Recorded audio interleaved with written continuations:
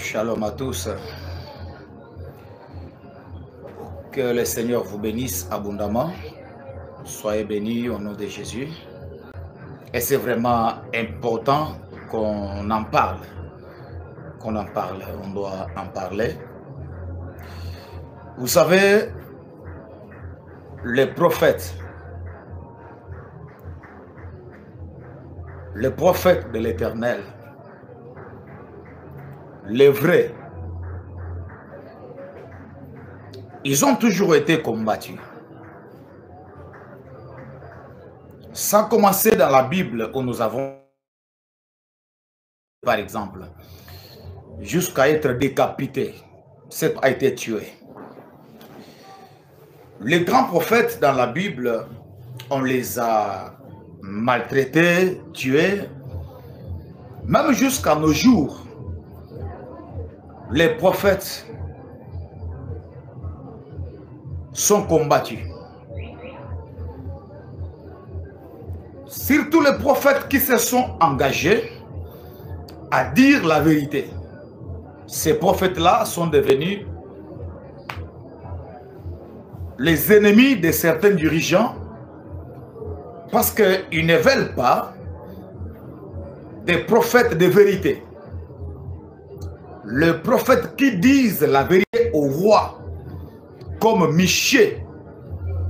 Vous savez, il y en a qui se focalisent seulement sur d'autres petites choses, mais il y a des prophètes des nations qui reçoivent deux messages de la part du Seigneur, qui annoncent ces messages-là, parfois pour avertir même les rois, même un président de la République, chef de l'État.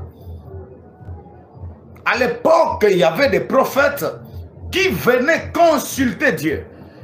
Quand vous voyez les gens comme le prophète Nathan, il est allé avec une haute sagesse dire au roi David que ce que tu as fait, l'Éternel n'est pas du tout d'accord avec toi.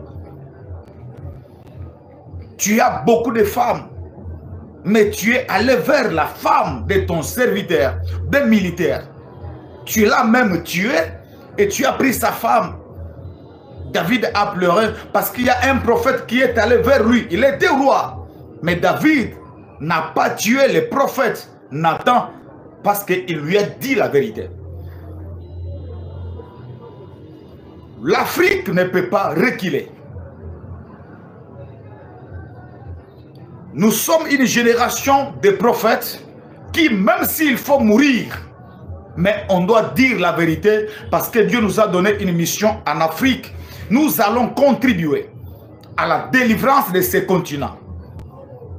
On doit contribuer à la délivrance de ces continents. On ne va pas se taire. Alors, mesdames et messieurs, l'heure est grave. Frères et sœurs bien-aimés dans le Seigneur, il y a notre frère, le prophète Elipada, que moi, je n'ai pas connu comme ça. Mais du coup, les gens qui me suivent en Côte d'Ivoire, on a essayé de m'envoyer certaines vidéos et tout. J'ai essayé de suivre cet homme de Dieu. L'Esprit du Seigneur m'a convaincu que c'est un vrai serviteur. C'est un prophète authentique. Parce que moi, je vois. Quand je sonde l'Esprit, le Saint-Esprit me témoigne que c'est un vrai serviteur de Dieu. Il était à la montagne, il a fait beaucoup de jours à la montagne, beaucoup de mois, même 2 mois et demi je crois, il était à la montagne. Le 27, il a fait un live où il a invité tout le monde à être présent dans un stade de football, un mini-stade où il devait passer un grand message, prier pour le malade, la délivrance des familles, le 31 décembre. L'église était là, tout le monde était là. On attendait l'arrivée du prophète, le prophète Elipada n'est pas arrivé. Ses collaborateurs ont dirigé les services le 31. Le premier, il n'est pas venu. Le 2, il n'est pas venu. Hier, c'était le 3, il n'est pas venu. Il est porté disparu. Lorsque quelqu'un est porté disparu, ça veut dire qu'il est enlevé. Il ne se voit pas. Son téléphone ne passe pas. Ce que je vous dis, ça se passe en Côte d'Ivoire. Une parenthèse. La Côte d'Ivoire, c'est un pays prophétique. Nous avons notre patriarche à nous, le grand prophète, un prophète authentique, Kakou Sévérin, notre père. Nous reconnaissons l'onction de cet homme qui nous a impactés, qui continue à nous impacter jusqu'à maintenant. Il est mort. Aujourd'hui, par la grâce de Dieu, la nation ivoirienne est en train d'être bénie. Parce que Kakou Sévérin est mort il y a des années. Mais aujourd'hui, quand vous suivez le prophète comme Eli Pada, vous avez l'impression que c'est un véritable fils de Kakou Sévérin. Et que ce sont des gens qui peuvent, demain ou le lendemain, impacter, bénir beaucoup de nations. Quelqu'un qui prie pour l'Afrique. Moi, quand je vois quelqu'un comme ça, je dis, Pada, c'est mon frère. Pada, c'est un héros. Parce que c'est la mission que nous avons. De prier pour le continent africain. Et aujourd'hui,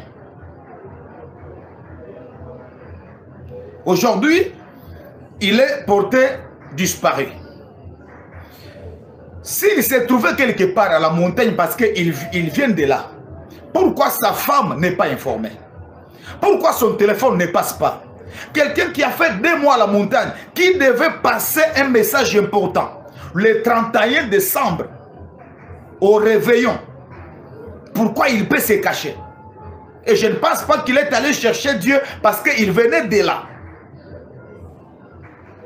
Et il était là, il devait être là le 31 décembre. Quand vous suivez son direct qu'il a fait le 27, il a mobilisé tous les Ivoiriens à être présents. Le malade, tout le monde. Donc il a préparé un événement le 31 décembre. Il ne pouvait pas manquer. Donc pendant que nous parlons ici, son absence inquiète.